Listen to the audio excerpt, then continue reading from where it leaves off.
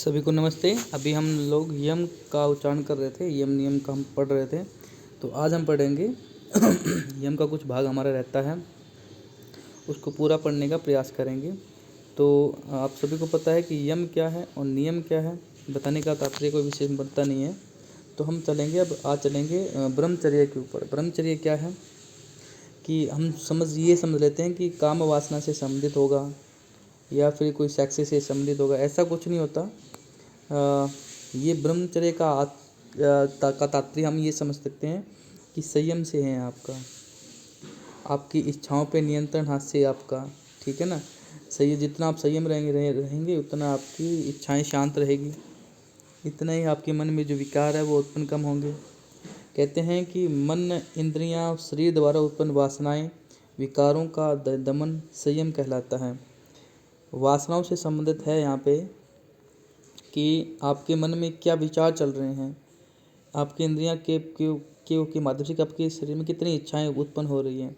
उत्पन्न होना यानी उन इच्छाओं का उत्पन्न होना किसमें, शरीर के माध्यम से, ठीक है ना। और माध्यम कौन हो सकता है, आपका इंद्रियां हैं, आपका मन। इन सब के माध्यम से जो आपके शरीर में जो उत्पन्न वासनाएं हैं, यानी इनके जो आपका इनसे संबंधित जो भी विषय है वो उन वासनाओं को बताया गया, वासनाएं, ठीक है ना। का विकारों का दमन करना, यानी कि उनको बिल्कुल शांत करना, ठीक है ना। शांत करना ही संयम कहलाता है, याद रहेगा ना आपको। और इसके प्रतिष्ठ होने से वीर्य क्या लाभ की तेज होता है, एक चमक रहती है शरीर में, एक भिन्न प्रकार के लाभ आपको देखने को इसमें मिलते हैं। अपरिग्रह का तात्पर्य क्या है कि मतलब कि आपकी क्या होनी चाहिए, एक भावना प्रकट होनी चाहिए आपकी कि अधिक न हो किस पे, जिन के माध्यम से, के ऊपर के माध्यम से, जिन वस्तुओं के ऊपर आपका संग्रह, जो भी चीज़ों का आपका संग्रह है, जो भी आप जिन चीज़ों का आपने संग्रह किया है, अप्रिग्रह, उन चीज़ों का ग्रह का त्याग करना जो आपने अभी तक संग्रह किया है, भावनाओं का त्याग करना जिन्हें के लिए अवसर रखें, बस उसके अलावा और कुछ नहीं होना चाहिए, ठीक है ना। बस जो आपको जीवन जीने के लिए जो जो चीज़ें आपको काम आए उनका आपको भोग करना है, उसके अलावा सब चीज़ों का आपको त्याग करना है, वो आपका अपरिग्रह कहलाता है। इसके प्रतिष्ठ होने से क्या होता है, जन्म विषयों का बोध हो जाता है, ठीक है ना। जब इसका फल कहते हैं, अपरिग्रह का फल क्या है, जन्म विषयों का बोध हो जाना, ठीक है ना। इसमें 5 नियमों को महाव्रत कहा गया है। कौन कौन से हमारे, अहिंसा, सत्य, असत्य, ब्रह्मचर्य और अपरिग्रह, ठीक है ना। ये 5 प्रकार के जो यम हैं उनको क्या कहा गया, महाव्रत कहा गया। परीक्षा में इस प्रकार के प्रश्न आते हैं, ठीक है ना। और इन व्रतों की गणना 4 प्रकार से करते हैं। कहाँ कहाँ करते हैं, जाति देश काल सम्य, जाति देश काल सम्य है, सम्यान क्षमा सार्वभौम महाव्रत, सभी जगह इन चीज़ों की 5 महाव्रतों की पूजा की जाती है। पतंजलि योग सूत्र का 3रे अध्याय का कौन सा 3रा अध्याय, विभूतिपाद में 31 श्लोक में बताया गया है जाति देश काल। 4 कौन कौन से हैं, जाति है, देश है, काल, समय। समय के अंदर इन सब भूमा ना भूमा महाव्रता, इसे महाव्रत कहा गया है, ठीक है ना। ये देखो, अब आप चलते हैं नियम के ऊपर। नियम क्या है, शौच संतोष तपः स्वाध्याय ईश्वर प्राणिधानानि नियमा। पतंजलि योग सूत्र समाधि पाद साधन पाद का 2रे अध्याय का 32 श्लोक संख्या भी आपको याद होनी चाहिए दोस्तों, ठीक है ना। पूर्ण रूप से अगर आप इसको याद करोगे तो ही लाभ आपको मिलेगा।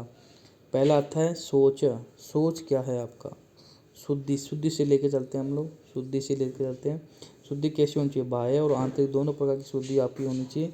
इसकी होने से क्या होगा, अंगों से लगाव नहीं होगा, किसी प्रकार से किसी भी अंग में आपका लगाव नहीं होगा, सभी चीज़ों में शुद्धि हो जाएगी। शुद्धि आपकी बाहरी आंतरिक भी होनी चाहिए और आपकी बाहरी भी होनी चाहिए, दोनों प्रकार की आपकी शुद्धि होनी चाहिए। इसका लाभ क्या मिलेगा आपको, अंगों से लाभ मिलेगा, ठीक है ना। अंगों में सबका संयम बनेगा, किसी प्रकार की समस्या आपको नहीं मिलेगी। इससे क्या होता है, आसक्ति खत्म हो जाती है कि प्रति जो भी आपका लक्ष्य वेदना रहती है वो आपकी पूर्ण रूप से समाप्त हो जाती है, ठीक है ना। संतोष क्या है, संतोष में क्या कहा गया है, आपको संयम रखना है, हर चीज़ के ऊपर संयम रखना है। पूर्ण पुरुषार्थ के बाद जो मिले उसे बिना शिकायत के प्रेम भाव से उसको स्वीकार करना ही संतोष कहलाता है। ठीक है ना। इसमें ये ना रहे कि मुझे इतना मिल गया, मुझे इतना नहीं मिला, मुझे ये चाहिए था, फलाना ढिमकाना करना, ऐसा कुछ नहीं होना चाहिए। संतोष है, ये हमारे नियम है। और हम यम को ये समझते हैं कि यम हमें केवल जोड़ता है संसार के साथ, संसारिक हमें रूप बनाता है, संसार में हम कैसे जीवन यापन करना है, संसार को हमें किस दृष्टि से देखना है। और नियम हमें कहता है अपने आप से जुड़ो। ठीक है ना, यानी कि अपने पुरुषार्थ से जुड़ने का प्रयास करो। पुरुषार्थ को कैसे इंक्रीज किया जाए, ठीक है ना, पुरुषार्थ को कैसे इंक्रीज किया जाए। और नियम में और क्या क्या चीज़ बताई गई है।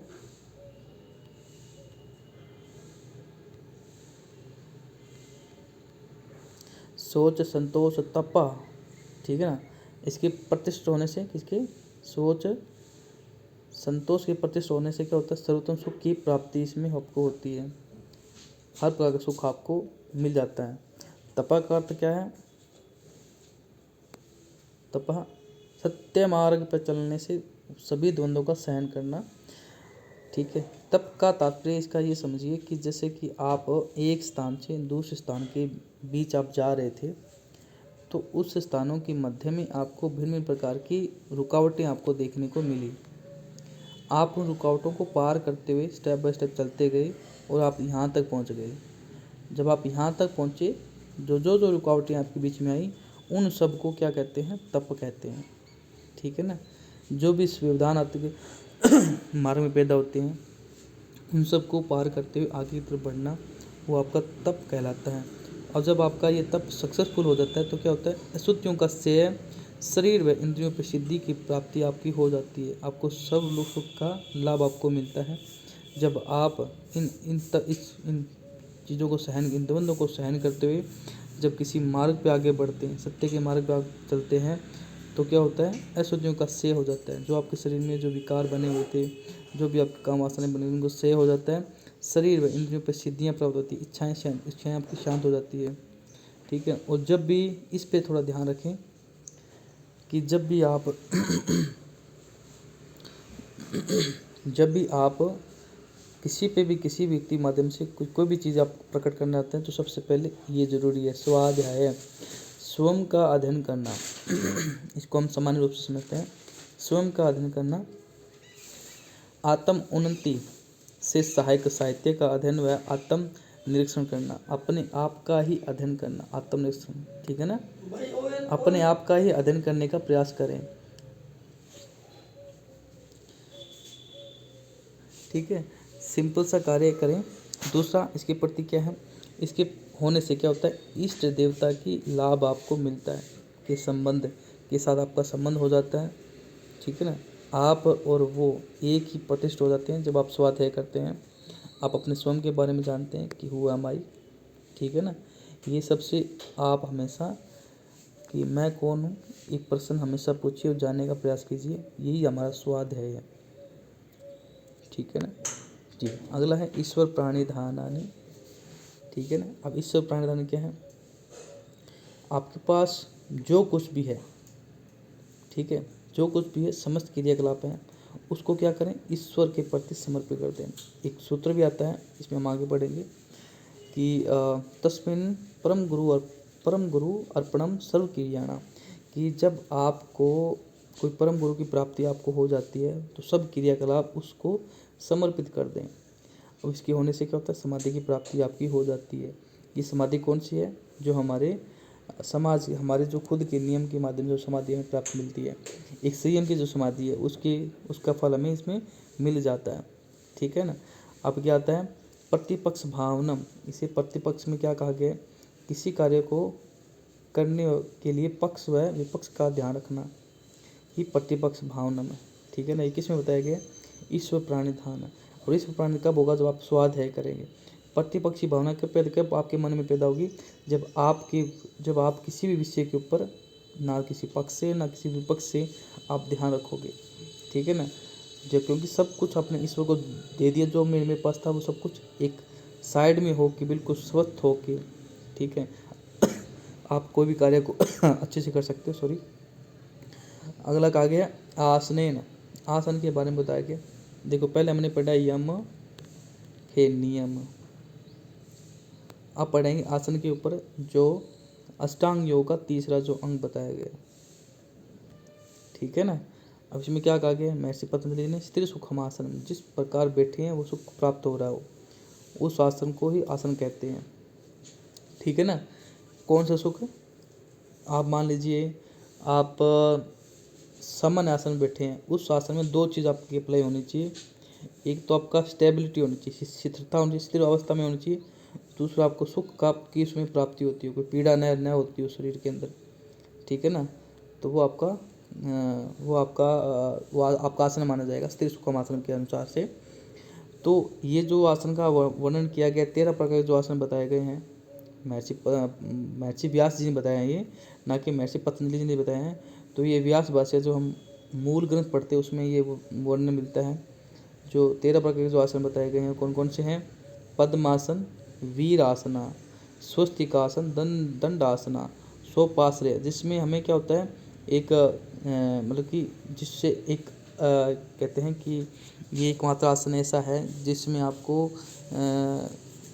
जो अब इसको कैसे बताऊँ आपको मैं, जैसे कि एक सामान्य सी स्थिति में आप लेटे होते हैं जिसमें आपको आश्रय का अभाव होता है, वो सोपाश्रय कहा गया आसन को। अगला है प्रियत्रासना, ठीक है ना, कोचि निसंदन आसना, हर्ष निसंद आसना, उष्ट्रासन, वज्रासन, समसंस्थान आसना, स्थिर सुखम आसनम, यथा सुख आसनम। इसको मैं और आपको क्लियर कर दूँगा नेक्स्ट वीडियो के अंदर, ये आसन कौन कौन से हैं, इनकी स्थिति कैसी रहती है, ठीक है ना। अब इन आसनों के जब सिद्धि होती है, आसन में सिद्ध होने के शरीर के चेष्टा को छोड़कर परमात्मा में ध्यान लगना चाहिए, ठीक है। तो इन आसनों को सिद्धि प्राप्त होने के बाद हम परमात्मा में इष्ट को समन कर सकते हैं। जिस आसन में आपको सुख की अनुभूति होती हो और आप एक सामान्य अवस्था में आप बैठे हुए हो, तो ये 13 प्रकार के महर्षि व्यास जी ने आसन का वर्णन किया गया है, ठीक है। तो अगला आगे देखिए क्या बताया गया, आसन के सिद्ध होने से द्वंद्वों को सहने की योग्यता आ जाती है, क्योंकि आसन वही सिद्ध करते हैं जिसमें आपको किसी प्रकार की शरीर में पीड़ा ना होती हो, ठीक है ना। सिंपल सा समाधान ये है कि जिस भी आसन आप बैठें तो उसको द्वंद्वों से मुक्त होकर उस आसन में बैठने का प्रयास करें। द्वंद्व का अर्थ है कि आपके शरीर में पीड़ा होती हो, मान लीजिए आपको बोल दिया कि पद्मासन में बैठिए और किसी भी व्यक्ति माध्यम से न बैठा जाए, घुटनों में दर्द होने लग जाता है, तो वो हमें द्वंद्व हमें डिस्टर्ब कर रहे हैं। हम अपने ध्यान को एकाग्र नहीं कर पा रहे क्योंकि हमारा ध्यान घुटनों पे जा रहा है, उस दर्द पे जा रहा है, तो वो आपका सुख पूर्वक आसन नहीं माना जाएगा। आसन से दृढ़ता आती है, आसनेन भवे दृढ़तम, एक ये सूत्र बताया गया है, ठीक है ना। इसमें और क्या कहते हैं, स्थिर रहने से दृढ़ता आती है। अगर मान लीजिए हम आज के समय में अभ्यास करते हैं, आज के समय विभिन्न प्रकार के योग अभ्यास हम करते हैं, तो उसमें स्टेबिलिटी नहीं होती, मान लीजिए उसमें ना स्थिरता नहीं आती, ठीक है। तो अगर हम स्थिर रहेंगे, कोई भी आसन मान लीजिए उसको हम होल्ड कर दिया, होल्ड के साथ हमें क्या आती है, शरीर में शिथिलता आती है, ठीक है ना। तो महर्षि पतंजलि कहते हैं जिस आसन में आपको सुख की अनुभूति होती हो, स्टेबिलिटी होती हो, वो आसन को अपनाइए, स्थिर सुखम आसनम, ठीक है ना। प्राणायाम के ऊपर क्या कहा गया महर्षि पतंजलि जी ने, तस्मै सति श्वास प्रश्वास योगति विच्छेद प्राणायाम, योग सूत्र की दूसरे अध्याय की 49 संख्या, दूसरे अध्याय के जो हमारा 49 सूत्र है उसमें बताया गया है कि आसन सिद्धि होने के बाद श्वास को लेना छोड़ने की गति को विच्छेद पैदा करना ही प्राणायाम कहलाता है, ठीक है ना।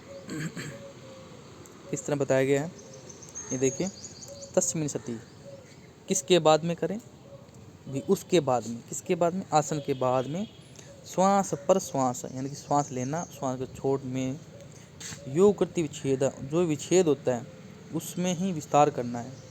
योग गति, योग इसमें गति है, गति का उच्चारण में किया गया, योग गति विच्छेदा, जो गति आ रही है उसमें विच्छेद करना ही प्राणायाम कहलाता है, ठीक है ना। जैसे श्वास आपने कितने सेकंड में श्वास लिया, श्वास को छोड़ने में, अब इन दोनों के मध्य में श्वास का जो ठहराव है, श्वास को लेने में, श्वास को आराम से छोड़ने में ही आपका प्राणायाम का आपका हो जाता है, प्राणायाम पूरा कंप्लीट माना जाता है। श्वास लेने, श्वास को छोड़ने के अंदर प्राण को नियंत्रित रोकना ही प्राणायाम कहलाता है, ठीक है ना। प्राण को नियंत्रण करना या रोकना ही प्राणायाम कहलाता है। ठीक है दोस्तों। अब देखिए महर्षि पतंजलि ने प्राणायाम के 4 प्रकार बताए हैं। इसमें प्रकार को हम टाइप मान लेते हैं, लेकिन प्रकार का तात्पर्य ये नहीं है कि भी जैसे गणित संहिता में 8 प्रकार कुंभक बताए गए हैं, तो प्रकार का अर्थ ये नहीं है कि भिन्न भिन्न आकारों में भिन्न भिन्न प्राणायाम हो सकते हैं, नहीं। प्रकार इसका मतलब है कि श्वास की ही वो क्या प्रकार हैं। श्वास आपको ऐसे लेना है, बस श्वास को आप रोक देना है, अब श्वास को आपको ऐसे लेना है। ठीक है ना। अभी देखिए कौन कौन से बताए गए हैं। 4 प्रकार के बताए गए, 4 प्रकार का वर्णन किया गया है। 1 मिनट रुकिए। 4 प्रकार प्राणायाम कौन कौन से बताए गए हैं। बाह्य प्राणायाम, अभ्यंतरवृत्ति प्राणायाम, समवृत्ति प्राणायाम, वायु विक्षेपी प्राणायाम। ठीक है। अब बाह्य इसको हम बाह्य प्राणायाम भी कह देते हैं। ठीक है ना। बाह्य प्राणायाम कैसे कहते हैं। श्वास को बाहर रोक दिया, अभ्यंतर श्वास को अंदर रोक दिया, स्तंभवृत्ति यथाशक्ति जहाँ का तहाँ रोक दिया। मतलब जहाँ यथाशक्ति मतलब कि जिस भी आपकी स्थिति के माध्यम से, यथाशक्ति के माध्यम से आपने श्वास को लिया ना श्वास को छोड़ा, जहाँ का तहाँ श्वास को रोक दिया। बाह्य विक्षेपी प्राणायाम, केवल अंदर व बाहर जाते श्वास को देखना, कहीं नहीं रोकना। श्वास ले रहे हैं, श्वास को छोड़ रहे हैं, बस आपका दृष्टि आपका इसी चीज़ पे आपका ध्यान रहना चाहिए। ठीक है। अब देखिए ये 3 प्रकार के जो प्राणायाम है वो क्या कहा गया 3 प्राणायाम को। ये तीनों प्राणायाम देश काल संख्या द्वारा देखे जाते हैं। ठीक है ना, के माध्यम से आपको देखे जाते हैं। मतलब देश काल किसके माध्यम से, श्वास आपने लिया किसके माध्यम से, देश काल किस श्वास आप ले रहे हैं, यानी कि चेस्ट या पेट से श्वास ले रहे हैं तो वो देश स्थान माना गया। देश काल मतलब किस अवस्था में श्वास ले रहे हैं, श्वास की स्थिति कैसी है आपकी, तीव्र है कि सामान्य है। संख्या किस वेग से श्वास को आपको ले रहे हो, कितने सेकंड में आप श्वास ले रहे हैं, किस सेकंड में आप श्वास को छोड़ रहे हैं। ठीक है ना। तो इस प्रकार से ये देखा जाता है। और जब श्वास आप छोड़ रहे हैं, श्वास ले रहे हैं, उनको तो हमें श्वासों को देखना है, ना कि उस स्थान को देखना है। ठीक है। हमें श्वासों को भी देखना है, ना कि किसी स्थान पे। तो इसलिए देश काल संख्या के अंदर ये नहीं आता। केवल 3 प्राणायाम हमारे देश काल संख्या के अंदर भीतर आते हैं।